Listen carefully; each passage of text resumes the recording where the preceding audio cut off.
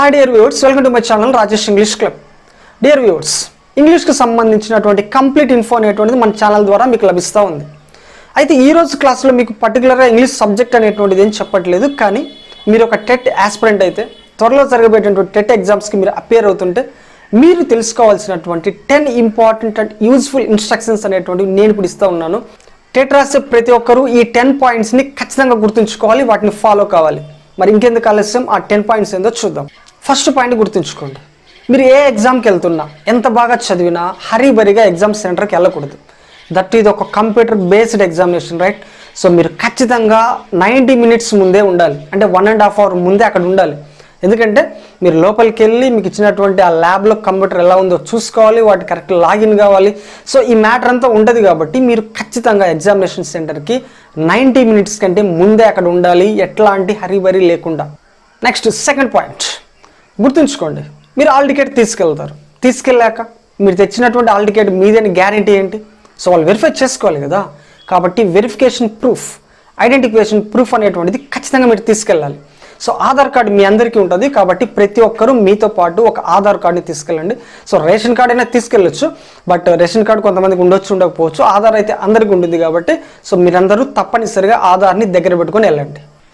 Next third point గుర్తుంచుకోండి, మీ hall ticket పైన photo క్లారిటీగా లేకపోతే వాళ్ళకి డౌట్ రావచ్చు, రాసేది మీరా కాదా అని. సో మీతో పాటు ఇట్లాంటి ప్రాబ్లం ఉన్న వాళ్ళు ఖచ్చితంగా 2 ఫొటోస్ అనేటువంటి తీసుకెళ్ళండి. ఫొటోస్ అంటే పాస్పోర్ట్ సైజ్ ఫొటోస్ అని నా అర్థం, ఓకేనా?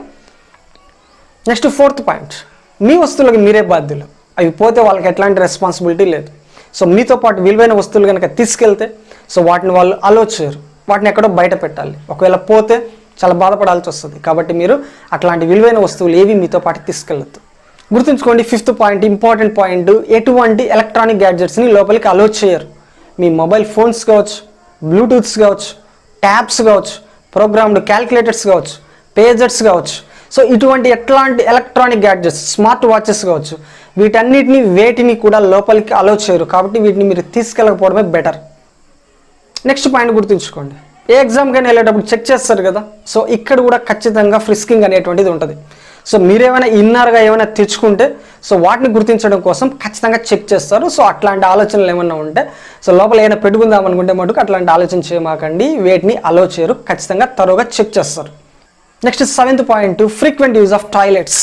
మీరు టాయిలెట్కి ఫ్రీక్వెంట్గా వెళ్తూ ఉంటే వాళ్ళకి డౌట్ వస్తుంది.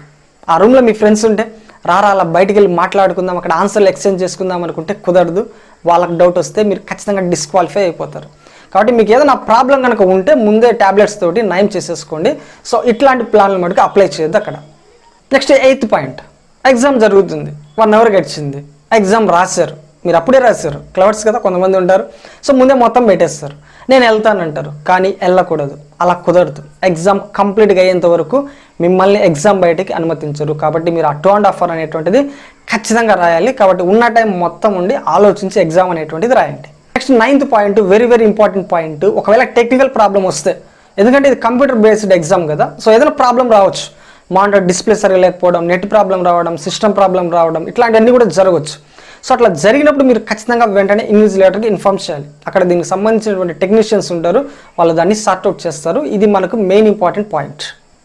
Next 10th point, last point, గుర్తుంచుకోండి, మ్యాథ్స్ ఎవరైతే చేసేవాళ్ళు వాళ్ళకి కొన్ని పేపర్స్ అవసరం, రఫ్ పేజెస్ అవసరం కదా, ఊరికే చూడంగానే ఆన్సర్ పెట్టలేము కదా. సో కాబట్టి మ్యాథ్స్ వైట్ పేపర్స్ నా సజెషన్ ఏంటంటే మీరు దగ్గర ఉంచుకోండి, అక్కడ ప్రొవైడ్ చేస్తే ఓకే, ప్రాబ్లం లేదు.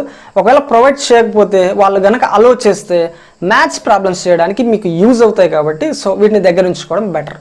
సో ఇవ్వండి 10 ఇంపార్టెంట్ పాయింట్స్ మీరు టెట్ రాసేటువంటి అభ్యర్థులకు. సో మీరు ఖచ్చితంగా వీటిని ఫాలో అవ్వండి, ఎగ్జామ్ బాగా రాయండి. All the best.